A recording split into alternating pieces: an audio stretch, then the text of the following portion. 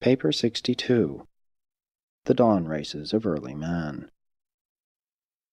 About 1,000,000 years ago, the immediate ancestors of mankind made their appearance by 3 successive and sudden mutations stemming from early stock of the lemur type of placental mammal.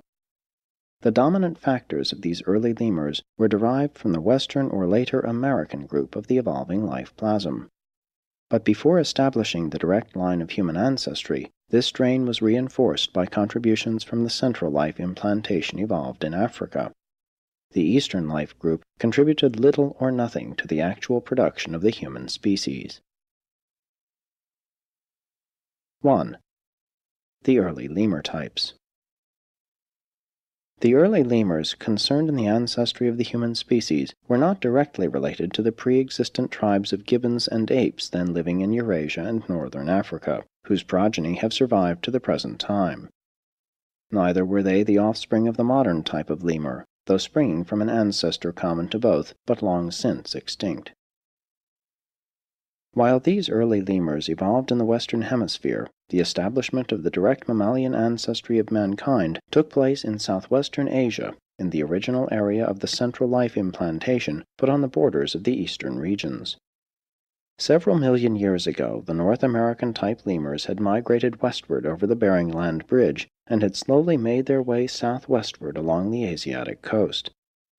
These migrating tribes finally reached the salubrious region lying between the then expanded Mediterranean Sea and the elevating mountainous regions of the Indian Peninsula. In these lands to the west of India, they united with other and favorable strains, thus establishing the ancestry of the human race. With the passing of time, the seacoast of India southwest of the mountains gradually submerged, completely isolating the life of this region. There was no avenue of approach to or escape from this Mesopotamian or Persian peninsula except to the north, and that was repeatedly cut off by the southern invasions of the glaciers.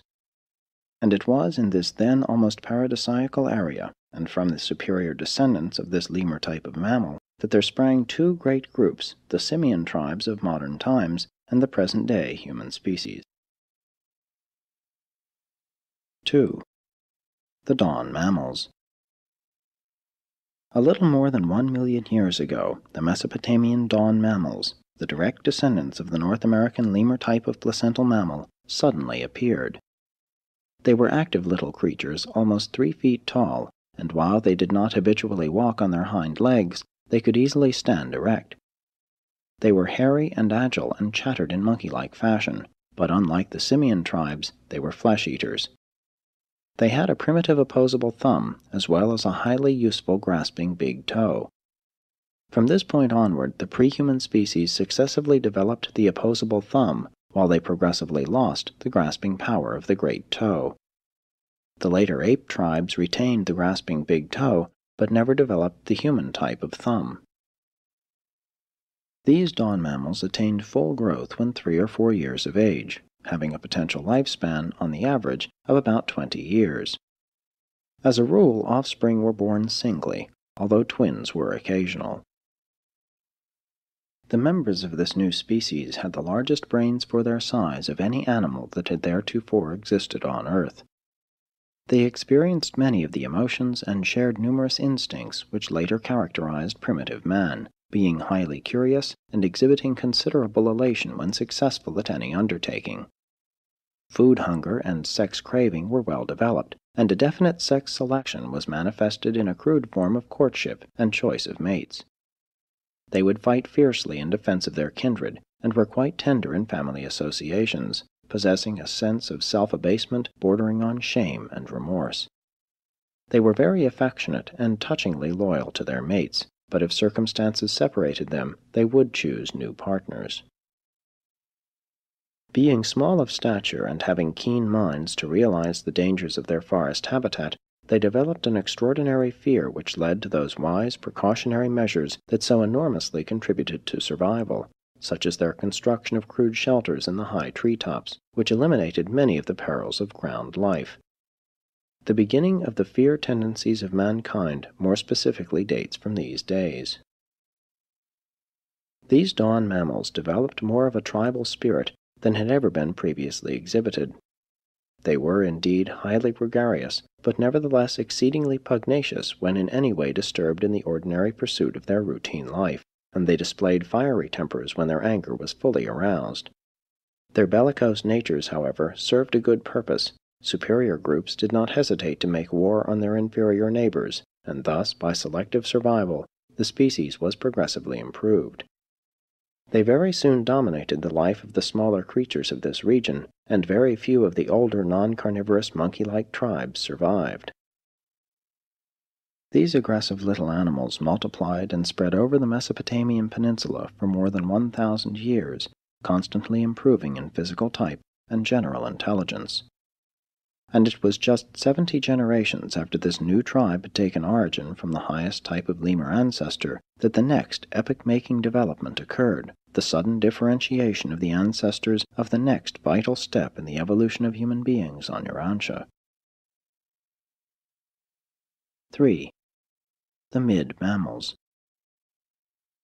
Early in the career of the dawn mammals, in the tree-top abode of a superior pair of these agile creatures, twins were born, one male and one female. Compared with their ancestors, they were really handsome little creatures. They had little hair on their bodies, but this was no disability, as they lived in a warm and equable climate.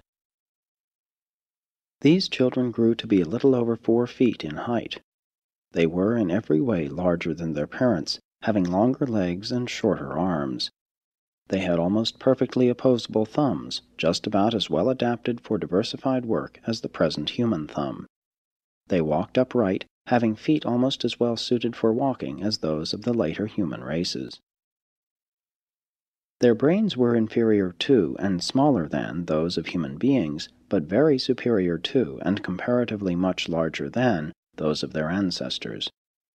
The twins early displayed superior intelligence and were soon recognized as the heads of the whole tribe of dawn mammals, really instituting a primitive form of social organization and a crude economic division of labor. This brother and sister mated and soon enjoyed the society of 21 children much like themselves, all more than 4 feet tall and in every way superior to the ancestral species. This new group formed the nucleus of the mid-mammals. When the numbers of this new and superior group grew great, relentless war, broke out, and when the terrible struggle was over, not a single individual of the pre-existent and ancestral race of dawn mammals remained alive. The less numerous but more powerful and intelligent offshoot of the species had survived at the expense of their ancestors.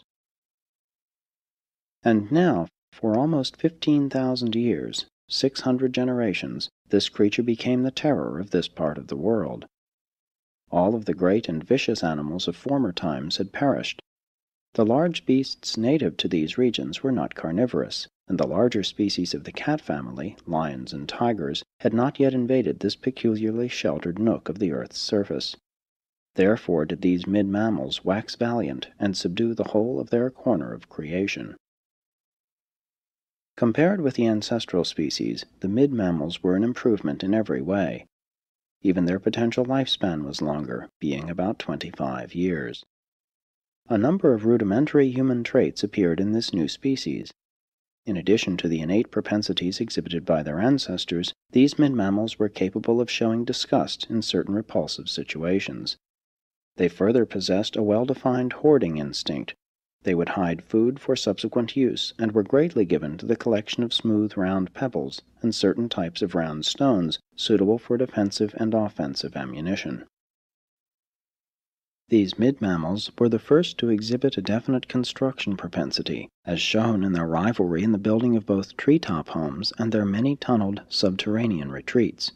They were the first species of mammals ever to provide for safety in both arboreal and underground shelters. They largely forsook the trees as places of abode, living on the ground during the day and sleeping in the treetops at night. As time passed, the natural increase in numbers eventually resulted in serious food competition and sex rivalry, all of which culminated in a series of internecine battles that nearly destroyed the entire species. These struggles continued until only one group of less than 100 individuals was left alive. but peace once more prevailed, and this lone surviving tribe built anew its treetop bedrooms and once again resumed a normal and semi-peaceful existence. You can hardly realize by what narrow margins your pre-human ancestors missed extinction from time to time. Had the ancestral frog of all humanity jumped 2 inches less on a certain occasion, the whole course of evolution would have been markedly changed.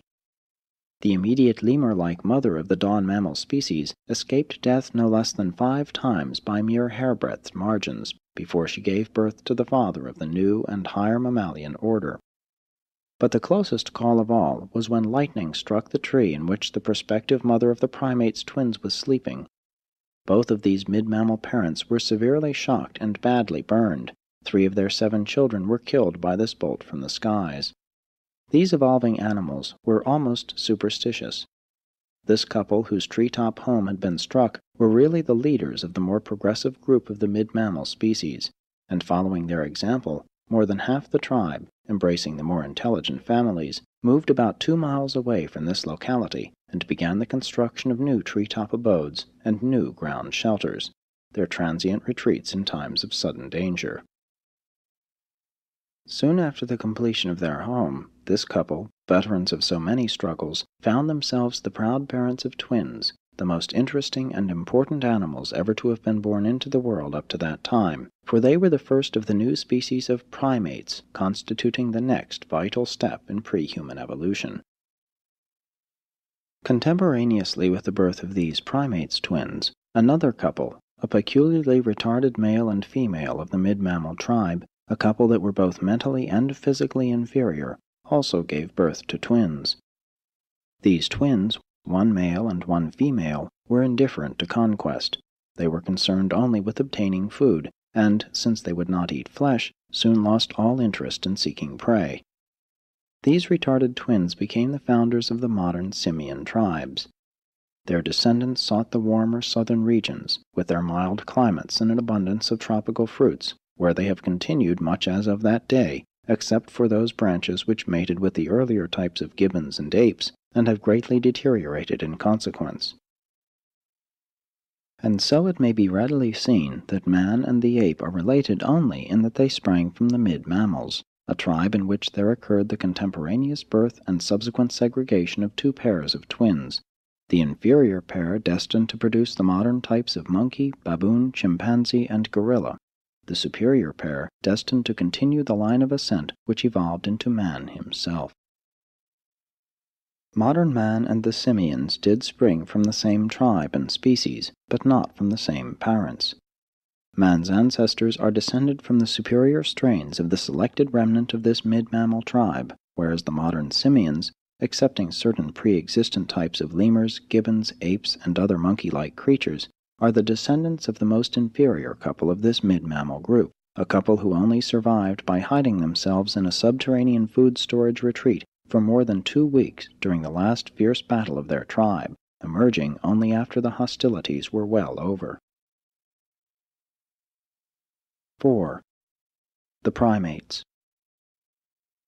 Going back to the birth of the superior twins, one male and one female, to the 2 leading members of the mid-mammal tribe. These animal babies were of an unusual order. They had still less hair on their bodies than their parents, and when very young, insisted on walking upright. Their ancestors had always learned to walk on their hind legs, but these primates twins stood erect from the beginning. They attained a height of over 5 feet, and their heads grew larger in comparison with others among the tribe. While early learning to communicate with each other by means of signs and sounds, they were never able to make their people understand these new symbols.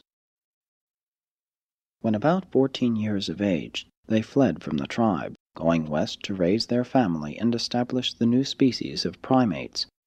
And these new creatures are very properly denominated primates, since they were the direct and immediate animal ancestors of the human family itself. Thus it was that the primates came to occupy a region on the west coast of the Mesopotamian peninsula as it then projected into the southern sea, while the less intelligent and closely related tribes lived around the peninsula point and up the eastern shoreline. The primates were more human and less animal than their mid-mammal predecessors. The skeletal proportions of this new species were very similar to those of the primitive human races. The human type of hand and foot had fully developed, and these creatures could walk and even run as well as any of their later-day human descendants. They largely abandoned tree life, though continuing to resort to the treetops as a safety measure at night, for like their earlier ancestors, they were greatly subject to fear. The increased use of their hands did much to develop inherent brain power, but they did not yet possess minds that could really be called human. Although in emotional nature the primates differed little from their forebears, they exhibited more of a human trend in all of their propensities. They were indeed splendid and superior animals, reaching maturity at about 10 years of age, and having a natural lifespan of about 40 years. That is, they might have lived that long had they died natural deaths, but in those early days very few animals ever died a natural death. The struggle for existence was altogether too intense. And now, after almost 900 generations of development, covering about 21,000 years from the origin of the dawn mammals, the primates suddenly gave birth to two remarkable creatures, the first true human beings. Thus it was that the dawn mammals, springing from the North American lemur type, gave origin to the mid-mammals, and these mid-mammals in turn produced the superior primates, who became the immediate ancestors of the primitive human race. The primates tribes were the last vital link in the evolution of man, but in less than 5,000 years, not a single individual of these extraordinary tribes was left. 5. The first human beings. From the year AD 1934 back to the birth of the first two human beings is just 993,419 years. These two remarkable creatures were true human beings. They possessed perfect human thumbs, as had many of their ancestors, while they had just as perfect feet as the present-day human races. They were walkers and runners, not climbers. The grasping function of the big toe was absent, completely absent. When danger drove them to the treetops, they climbed just like the humans of today would. They would climb up the trunk of a tree like a bear, and not as would a chimpanzee or a gorilla, swinging up by the branches. These first human beings, and their descendants, reached full maturity at 12 years of age, and possessed a potential lifespan of about 75 years. Many new emotions early appeared in these human twins. They experienced admiration for both objects and other beings, and exhibited considerable vanity. But the most remarkable advance in emotional development was the sudden appearance of a new group of really human feelings, the worshipful group, embracing awe, reverence, humility, and even a primitive form of gratitude. Fear, joined with ignorance of natural phenomena, is about to give birth to primitive religion. Not only were such human feelings manifested in these primitive humans, but many more highly evolved sentiments were also present in rudimentary form. They were mildly cognizant of pity, shame, and reproach, and were acutely conscious of love, hate, and revenge, being also susceptible to marked feelings of jealousy. These first two humans, the twins, were a great trial to their primates' parents. They were so curious and adventurous that they nearly lost their lives on numerous occasions before they were 8 years old. As it was, they were rather well scarred up by the time they were 12. Very early they learned to engage in verbal communication. By the age of 10 they had worked out an improved sign and word language of almost 100 ideas, and had greatly improved and expanded the crude communicative technique of their ancestors. But try as hard as they might, they were able to teach only a few of their new signs and symbols to their parents. When about 9 years of age, they journeyed off down the river one bright day and held a momentous conference. Every celestial intelligence stationed on Urantia, including myself, was present as an observer of the transactions of this noontide tryst. On this eventful day, they arrived at an understanding to live with and for each other, and this was the first of a series of such agreements, which finally culminated in the decision to flee from their inferior animal associates and to journey northward, little knowing that they were thus to found the human race. While we were all greatly concerned with what these two little savages were planning, we were powerless to control the working of their minds. We did not, could not, arbitrarily influence their decisions. But within the permissible limits of planetary function, we, the life carriers, together with our associates, all conspired to lead the human twins northward and far from their hairy and partially tree-dwelling people. And so, by reason of their own intelligent choice, the twins did migrate, and because of our supervision, they migrated northward to a secluded region where they escaped the possibility of biologic degradation through admixture with their inferior relatives of the primates tribes. Shortly before their departure from the home forests, they lost their mother in a gibbon raid. While she did not possess their intelligence, she did have a worthy mammalian affection of a high order for her offspring, and she fearlessly gave her life in the attempt to save the wonderful pair. Nor was her sacrifice in vain, for she held off the enemy until the father arrived with reinforcements and put the invaders to rout. Soon after this young couple forsook their associates to found the human race, their primate's father became disconsolate. He was heartbroken. He refused to eat, even when food was brought to him by his other children.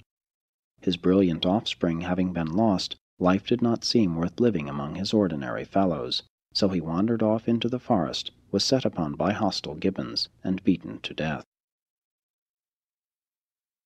6. Evolution of the human mind.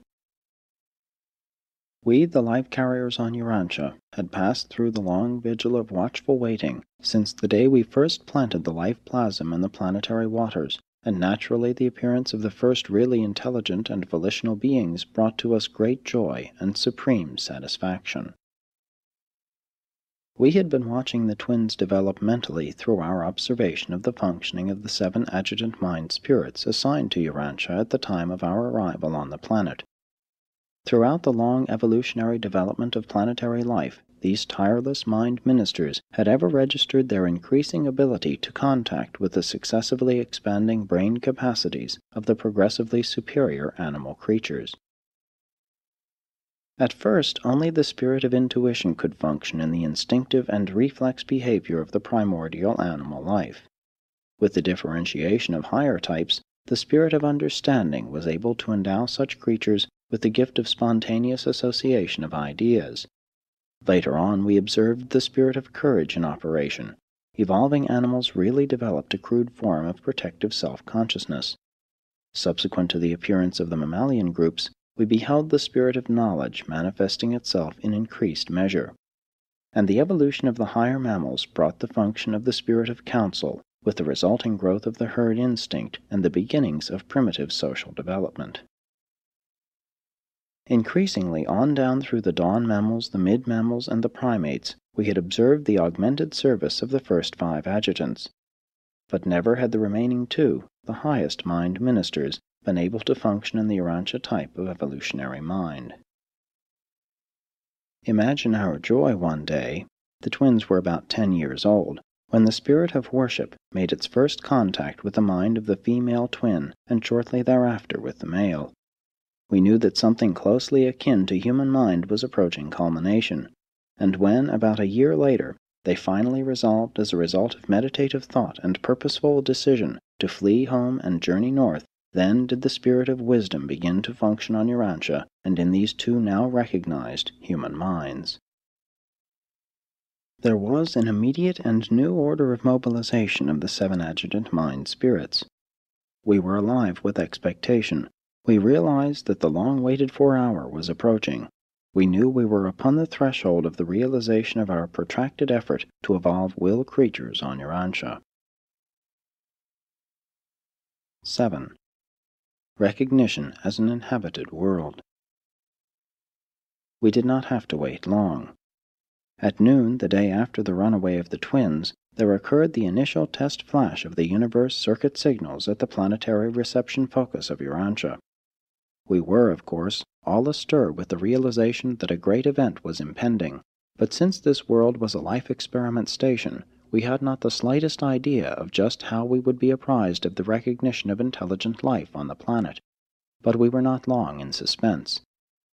On the third day after the elopement of the twins, and before the Life Carrier Corps departed, there arrived the Nebadon Archangel of Initial Planetary Circuit Establishment. It was an eventful day on Urantia when our small group gathered about the planetary pole of space communication and received the first message from Salvington over the newly established mind circuit of the planet. And this first message, dictated by the Chief of the Archangel Corps, said, "To the life carriers on Urantia, greetings.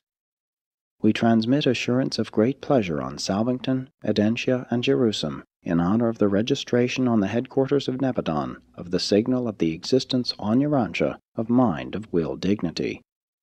The purposeful decision of the twins to flee northward and segregate their offspring from their inferior ancestors has been noted. This is the first decision of mind, the human type of mind, on Urantia, and automatically establishes the circuit of communication over which this initial message of acknowledgement is transmitting." Next over this new circuit came the greetings of the Most Highs of Edentia, containing instructions for the resident life carriers, forbidding us to interfere with the pattern of life we had established. We were directed not to intervene in the affairs of human progress.